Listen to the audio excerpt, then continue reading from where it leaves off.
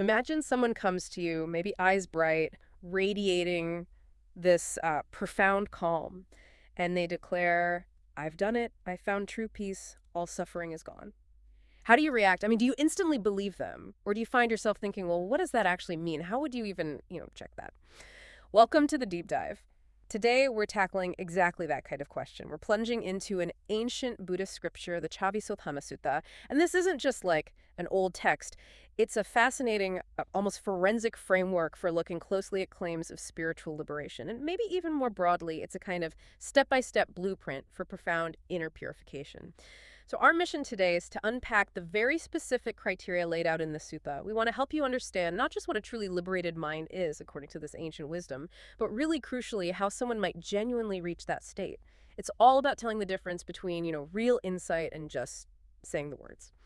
Our source for this is an excerpt from the Chavisodhanasuttaṃ itself. It's a discourse from the Majjhima Nikaya in the Pali Canon. And it directly details the Buddha's instructions on how to properly question a monk who claims they've achieved liberation and what that state actually looks like. Yeah, and what's really striking, I think, is how it starts. It's very direct, almost dramatic. A monk stands up and just declares, birth is destroyed, the holy life has been lived, what was to be done has been done, there is no more for this state of being. Mm. I mean, that's the ultimate declaration, isn't it? Yeah. A statement of complete and final achievement. Absolutely. And the recommended response, this is where it gets really interesting. It says, neither to be applauded nor repudiated. Just pause. That isn't just about being neutral, is it? It feels like a really deep insight into, critical thinking. Yeah. And humility. Exactly. Humility, but also rigor. Right. It forces you to suspend that immediate judgment, that urge to either blindly accept or just dismiss it cynically. Instead, you engage with this open but analytical mind. It's almost like spiritual empiricism. That's a great way to put it. It sort of democratizes the whole thing, doesn't it? Yeah. It's not about relying on charisma or even just faith. It's about a verifiable personal experience that actually holds up when you examine it. Yeah. And that idea, especially coming from an ancient text, is pretty profound. So instead of a quick yes or no, a series of really precise questions have to be asked. Okay, so the inquiry begins. Where does it start? Well, the first set of questions revolves around what the sutta calls the four modes of expression. Katara Vohara in Pali. 4 modes of expression. What are those?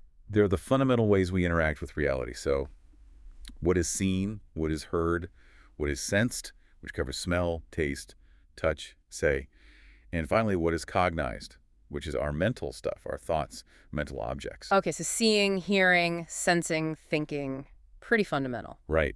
And what's crucial here is why these are the first things asked. The question put to the monk isn't abstract at all. It's deeply personal, experiential. It's essentially, okay, you say you're liberated. How do you, right now, knowing and seeing, keep your mind free from defilements, free from clinging when it comes to these 4 ways of experiencing the world? So it's not enough to just say, I'm liberated. You have to explain how that liberation actually shows up in your direct moment-to-moment experience. Precisely. How does it manifest? And the answer the Sutta expects from a genuinely liberated monk. It's very specific. They should declare that their mind is unattached, unentangled, unhindered, unbonded, fully liberated, disjoined, and dwells with an unbounded mind regarding all these experiences. Wow. That's a lot of adjectives. Unbonded, disjoined. It signifies a radical shift, doesn't it? It's not just a feeling or an idea. It means there's no sticky residue left from seeing, hearing, sensing, or thinking. Complete non-reaction, in a way. A total lack of inner entanglement with what comes through the senses and mind? Yes. And that initial inquiry sets the stage. It establishes that liberation isn't just some fuzzy concept. It's tangible in how you interact with the world right now. It pushes past intellectual understanding immediately, demands felt reality. Okay, so that covers the immediate interaction with the world. Where does the questioning go next? Well, building on that, the Sutta pushes deeper. It starts questioning the very components that we usually think of as our self. This brings us to the 5 aggregates of attachment, the Patibadana Khandha. Right, the 5 aggregates. That's form, feeling, perception, mental formations, and consciousness. The usual suspects for what makes up me. Exactly. And notice the crucial word, attachment, upadana. Why is that added?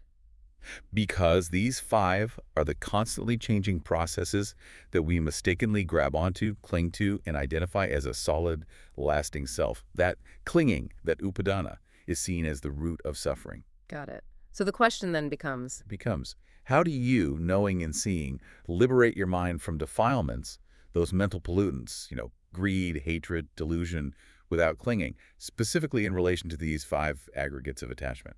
How do you relate to your own form, feelings, thoughts, etc., without clinging? Yes. And the liberated monk's answer really gets to the heart of the Buddhist understanding of impermanence, Seneca. They identify each aggregate form, feeling, perception, formations, consciousness as inherently unreliable, unstable, and insecure. Unreliable, unstable, insecure. That's quite a description for what feels like me. It is.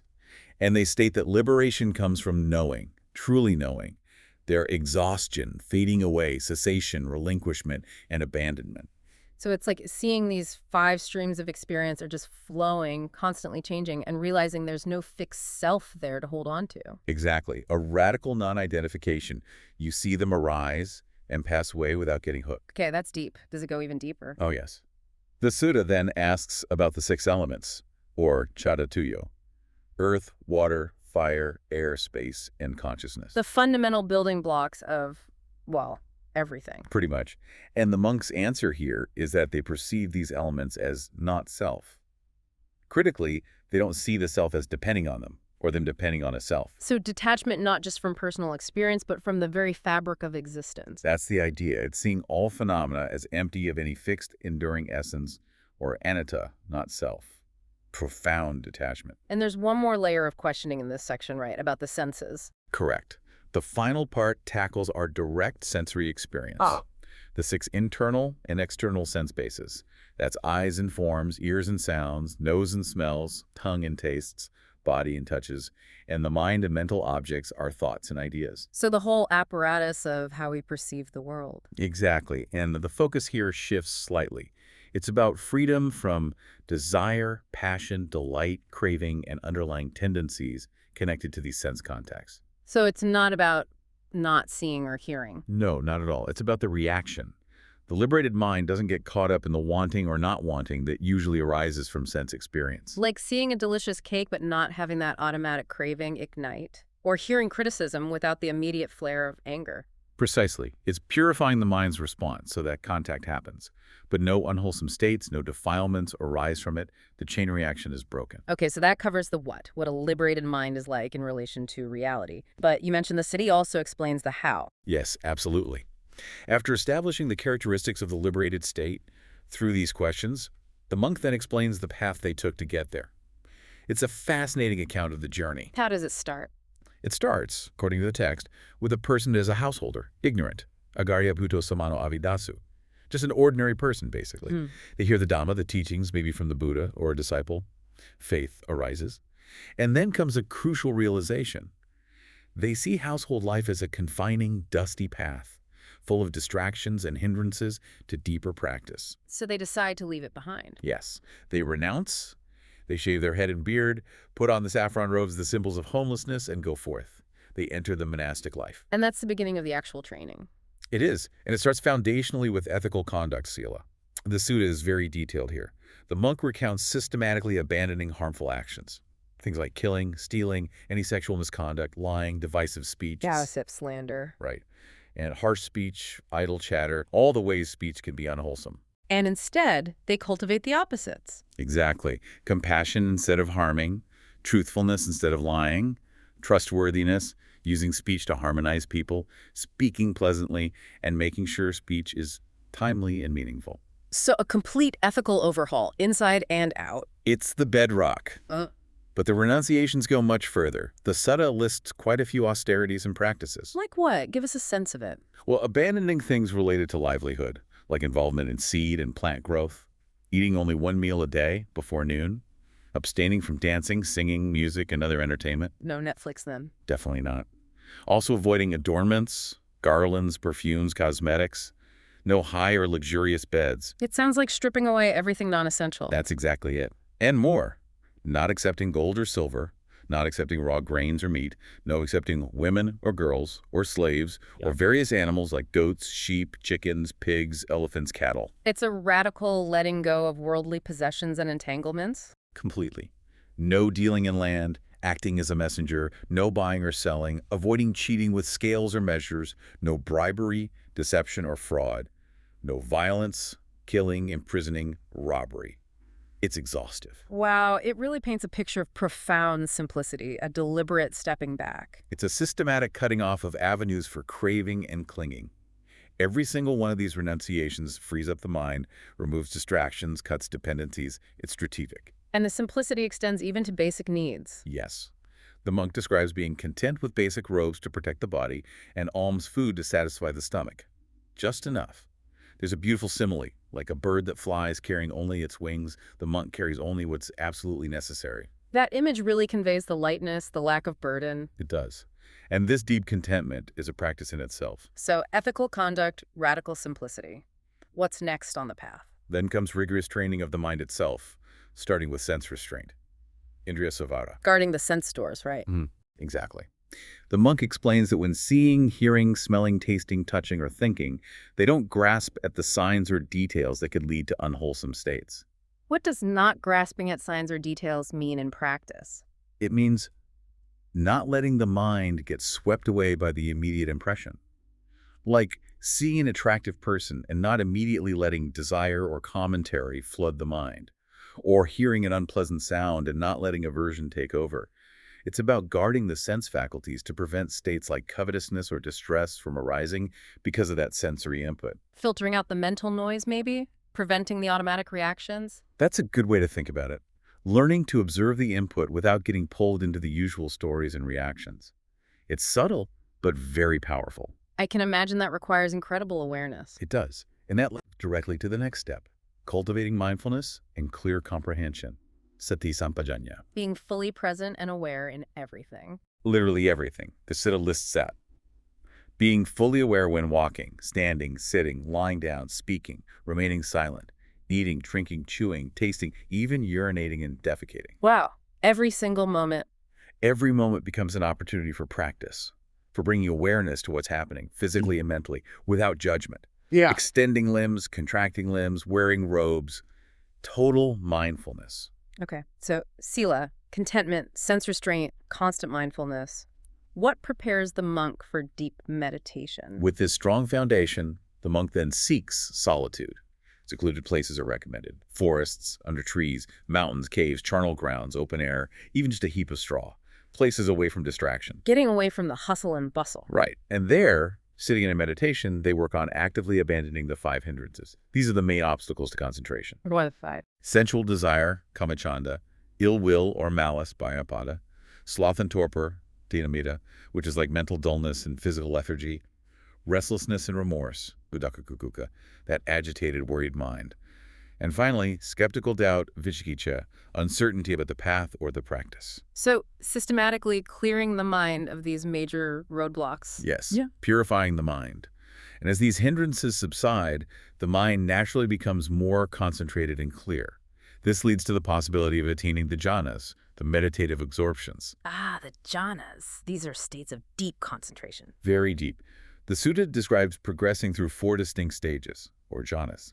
They're characterized by initial states of intense joy, piti, and pleasure, sukha, born of seclusion, which gradually refine into profound equanimity, upekkha, and one-pointedness of mind, ekaggata. So the mind becomes exceptionally purified, stable, bright, and workable. Exactly. Free from disturbances, incredibly focused and clear. And this state is the launch pad for the final insights. Precisely.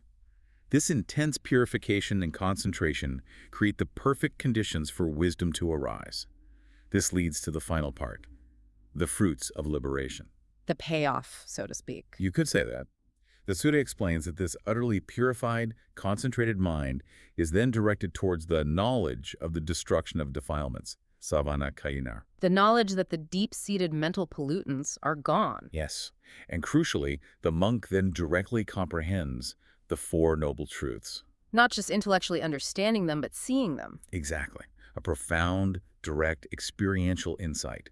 They truly see this is suffering, dukkha, the inherent unsatisfactoriness, the stress woven into conditioned existence.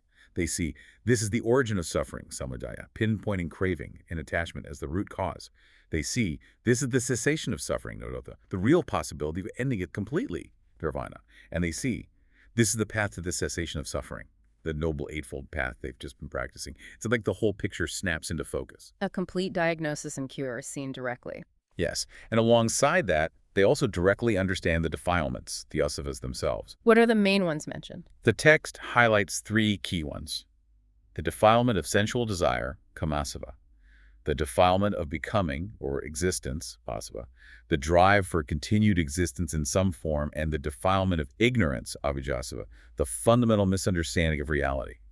They see these clearly. Their origin, how they cease, and the path to their cessation. And knowing all this, seeing all this directly. The mind is liberated, unbound. The knowledge arises spontaneously within them. Liberated, I am liberated. And that confirms the initial declaration, the one that started the whole rigorous questioning process. Exactly. The monk can now authentically state, birth is destroyed, the holy life has been lived, what was to be done has been done, there is no more for this state of being. It's verified. And the Sutta adds a final point about conceit. Yes.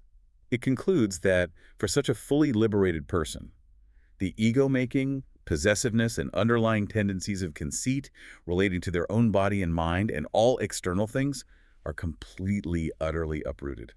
Gone. No trace of I am this or this is mine. None. It's a total comprehensive transformation, a complete unbinding from everything that causes suffering. Wow. That's quite a journey we've traced. It really is. So just to recap, we followed this incredible blueprint from the Chavisodhanasuttaṃ, starting with the ethical foundations, the simplicity, and mindful living. Right, moving through the deep meditative states, the clearing of hindrances, the attainment of jhanas. And culminating in that profound direct insight into the nature of reality, the Four Noble Truths, the defilements, and achieving genuine freedom from suffering. What really stands out, I think, is how this sutta offers such a timeless template for inner work. It's not just abstract philosophy. No, it's a practical, verifiable path. Exactly.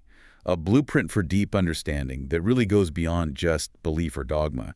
It shows that true liberation isn't just something you declare. It's a state you arrive at and can demonstrate through incredibly diligent practice and clear seeing. Yes, thoroughly verified. So, thinking about this, what does it all mean for you listening right now? Well, this deep dive is a powerful reminder, isn't it? That real inner freedom, real peace, isn't usually just a sudden flash or something you can just claim. It's often the result of sustained effort, ethical living, training the mind, and developing genuine wisdom through clear discernment. And perhaps there's a thought to take away here. Consider how applying a similar kind of rigorous questioning, maybe not to monks claiming liberation, but to your own understanding of reality. Questioning your own perceptions, your assumptions, your attachments, your reactions. Bringing that same spirit of honest inquiry to your own inner landscape. Exactly. Might that kind of gentle, persistent questioning, even without the robes or the solitude, pave a path toward greater clarity, maybe a bit more peace in your own daily life? Something to reflect on.